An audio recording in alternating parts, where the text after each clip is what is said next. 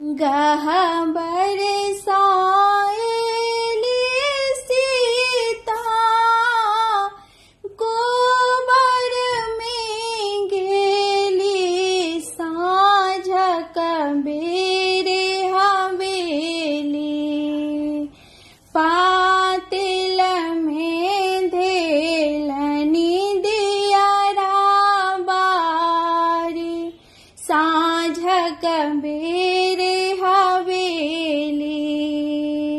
पातिल में धेली दियारा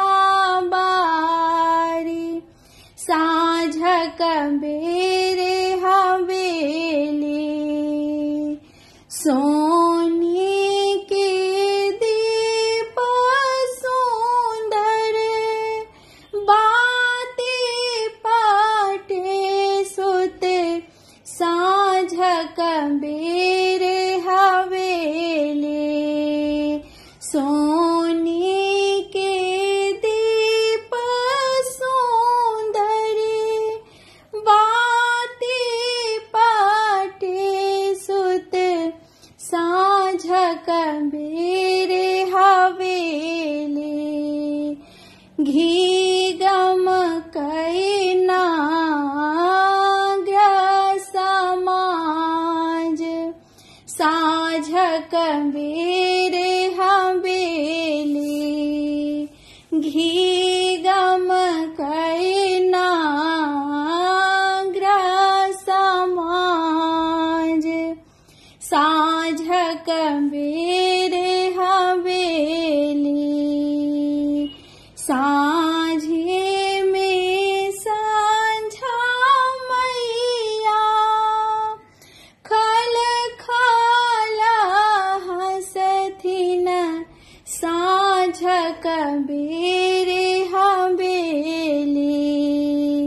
साँझे में संझा मैया खल खाला हंसथिन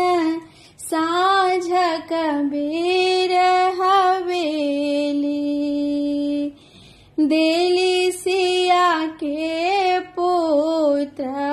संग यही बात साँझ कबीरे हवेली देली सिया के पुत्र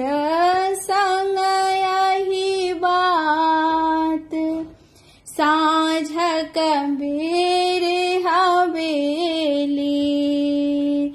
गहबर सायली सीता